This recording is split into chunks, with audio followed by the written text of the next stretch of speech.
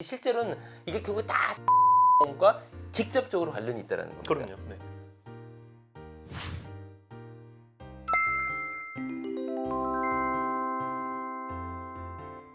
자, 그런데 저는 둘 다 실패한다고 봅니다. 아, 그럼 무슨 뜻일까요, 선생님? 뭐냐면 이건 사람들로 하여금 뭐라고 해야 되나요? 약간 불편하게 뭔가 조금 자기의 어떤 자산을 지불하게 만든다. 그렇죠. 어쨌든 보고 나서 마음은 있지만 어쨌든 클릭하고 또 뭐 해서 사전에 뭐 크레딧 카드 해놓고 이런 단계도 그렇죠. 거쳐야 그렇죠. 되고. 네네. 그런데 만약에 이게 응원 모델, 예를 들어서 블록체인 기술을 활용해서 사람들에게 코인을 나눠준다 그러면 간편하게 그냥 응원하겠죠. 그리고 이게 가격이 없어요. 예를 들어서 내가 0.00001 비트코인을 응원하겠다. 아니면 난 1비트코인을 응원하겠다. 그런 건 많지 않겠지만. 그런데 구독이나 후원 모델은 뭐냐면 정액이에요. 정액. 아, 그렇지. 거기 있었어. 1,000원, 2,000원 이렇게 그렇죠, 있었어. 그렇죠.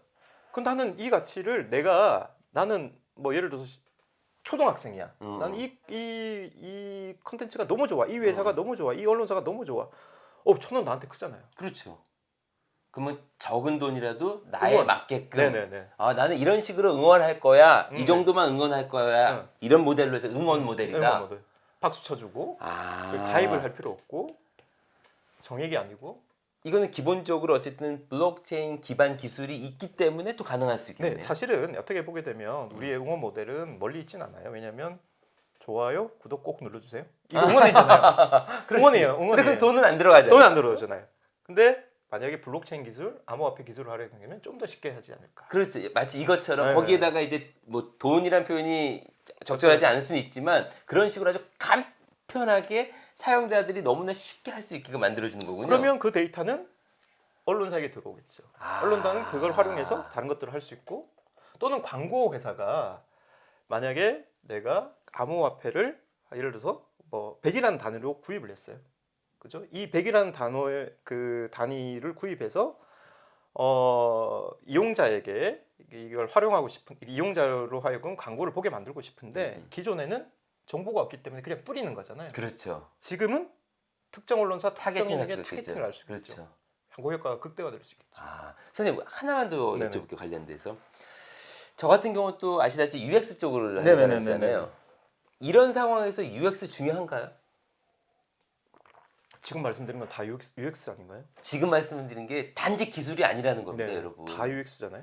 지금 선생님께서 말씀하신 게 비록 UX라는 용어를 안 썼지만 기술을 어떻게 사용자가 편하게 맞습니다, 사용할 수 맞습니다. 있게 만드느냐 이게 UX 아닙니까? 사용자 경험 아닙니까? 그래서 우리 너 때 말해서 계속해서 사용자 경험 강조하고 HCI, UX 선생님들 많이 모셨잖아요.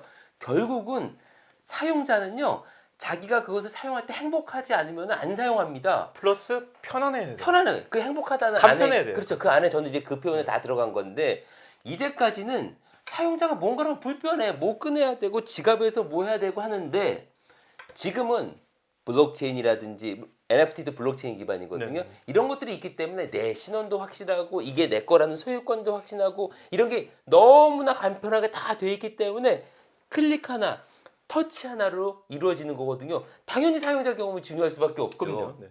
그래서 여러분들에게 무슨 일을 하시건 간에 사용자 경험을 꼭 공부하셔라 라고 말씀드리기 바로 이겁니다.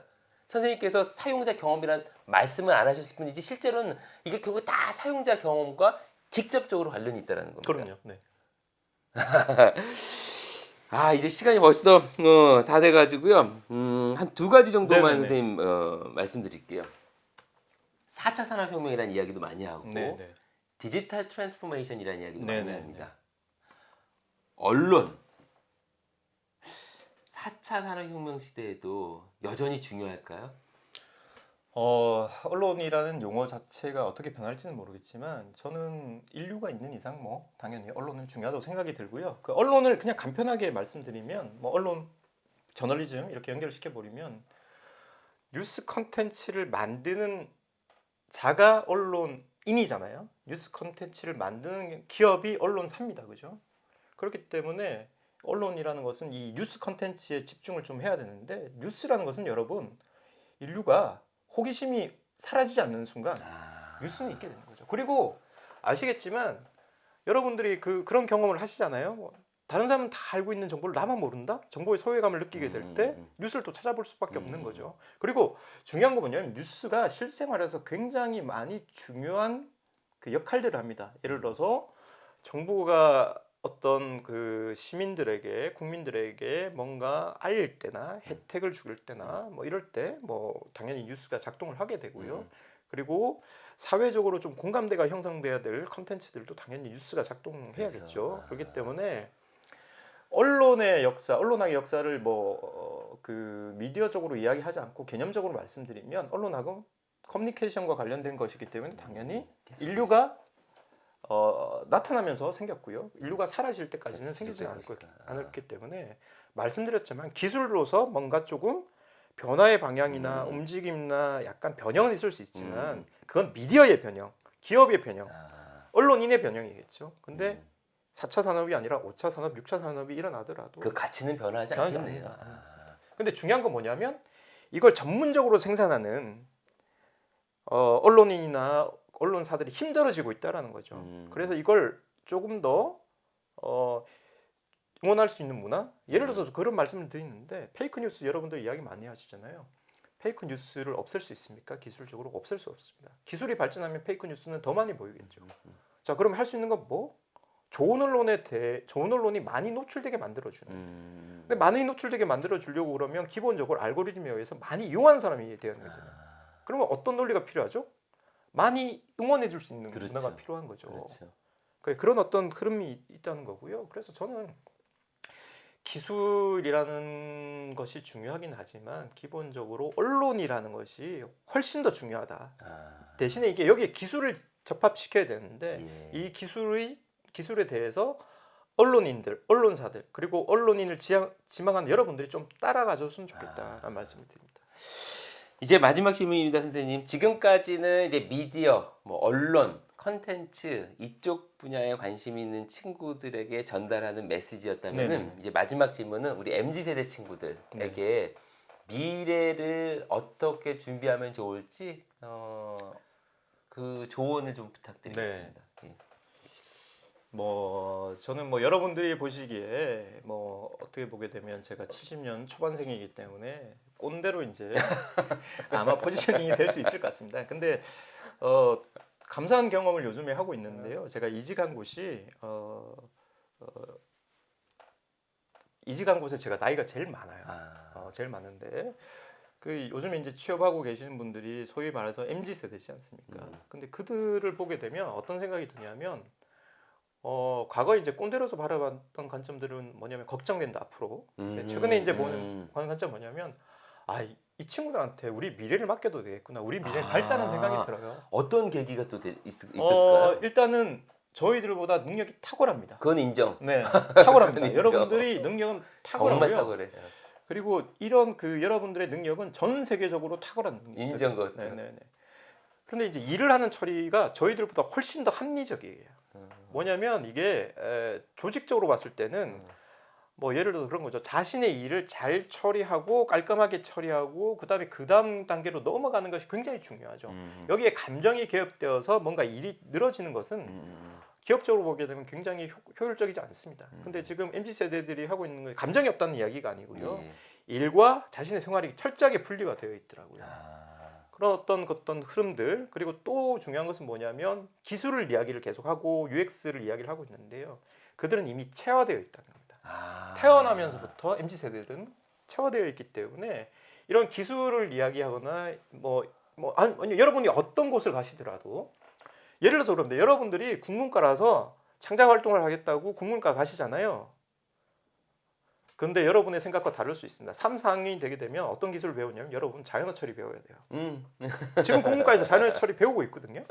실제로 배우고 있어요, 여러분. 그러니까 여러분들이 무슨 일을 하시든지 기술과 떨어질 수가 없어요. 그리고 여러분들은 MZ 세대들은 메타버스에 진입해서 생활을 하게 될 겁니다. 자, 그렇게 된다면 여러분들이 기술적으로 가지고 있는 어떤 이해도 그리고 활용도까지 이제 접목시키는 MZ 세대들, 당연히 MZ 세대가 가져야 될 기본적인 역량들이 지금 말씀드린 그런 역량들이고요. 그리고 저는 다시 말씀드리지만 MZ 세대가 가지고 있는 그러니까 뭐냐면 한국적 상황에서 가지고 있었던 좀 불편함들, 좀 뭐 무질서함들 그런 것들을 좀 깨면서 한국의 특성들을 가지고 있는 게 저는 MZ 세대라고 지금 보이고 있거든요. 그래서 저는 너무 그래. 미래가 밝다고 생각하고요. 굉장히 뭐 응원하는 편이고요. 그리고 우리 꼰대들이 할 수 있는 건 여러분들이 하고자 하는 것에 대해서 응원해주고 박수 쳐주고 뭔가 문제가 생겼을 때 대변해주고 그런 것이라고 생각하고 있고요. 그래서 여러분들 조금 더 힘내시고 여러분이 하고 싶어하는 것들 대신에 계속 말씀드리자면 뭐 정동훈 교수님 수업을 꼭 들으셔야 되고 기술에 대해서 관심을 무조건 가지고 가셔야 된다. 그러니까 기술과 접목시키지 않는 그 무언가를 하겠다고 하는 것은 절대 있을 수 없는 것이기 때문에 거기에 대한 이해도를 좀 높여주셔야겠다라는 생각이 듭니다. 전적으로 동의하고 이제까지 제가 드렸던 말씀하고 거의 뭐 일맥상통하죠. 여러분들이 무슨 일을 하시건 간에 데이터 사이언스와 인공지능은 분명히 관여될 수밖에 없다. 그래서 여러분들이 그 100% 피어하게 그걸 하라는 게 아니라 좋아하시고 하고 싶은 일에 어떻게 하면 접목시킬 것인가를 고민하자. 따라서 테크놀로지도 반드시 공부를 해야 된다라는 걸. 여러분 그 코딩에 대해서 조금 두려움을 가지고 계실 수 있는데요. 제가 말씀드렸잖아요. 이게 기술이 발전되면 코딩이란 기술들도 사라질 수가 있습니다. 사람이 하는 코딩은 최근에 뭐 여러분 아시겠지만 기계적인 코딩을 해서 뭔가 퍼포먼스를 만들어내는 그런 것들도 보이고요. 그리고 여러분들이 코딩을 배워가지고 학원을 다니면서 이제 뭐 알 수 없는 문자들을 나열해서 코딩을 하는 것이 그게 중요한 것이 아니라 어떤 프로그램은 그 컴포넌트들을 이렇게 조합시켜가지고 순서대로만 만들게 되면 코딩이 자동적으로 완성되는 그런 프로그램도 있거든요. 그래서 일단 해보자. 해보자. 일단 해보자. 겁먹지 쉬운 것도 말고. 해보자. 예. 우리가 이렇게 말하는 것도 결국 일단 해보자를 말씀드리기 위해서입니다. 네. 아유 선생님 너무 고맙습니다. 우리 친구들에게 많은 유용한 정보가 전달되었으리라 생각하고요. 또 회사가 이제 널리 알려지고 많은 사람들이 이 플랫폼을 활용하게 될 때 또 한 번 오셔서 좋은 얘기 좀 부탁드리겠습니다. 예, 고맙습니다. 오늘은 퍼블리쉬 최고 연구 책임자이신 김위근 선생님 모시고요. 저널리즘, 컨텐츠, 미디어, 테크놀로지 전반에 대해서 말씀 나눴습니다. 오늘은 여기까지 하고요. 저는 또 다음 시간에 뵙겠습니다. 여러분 고맙습니다. 감사합니다.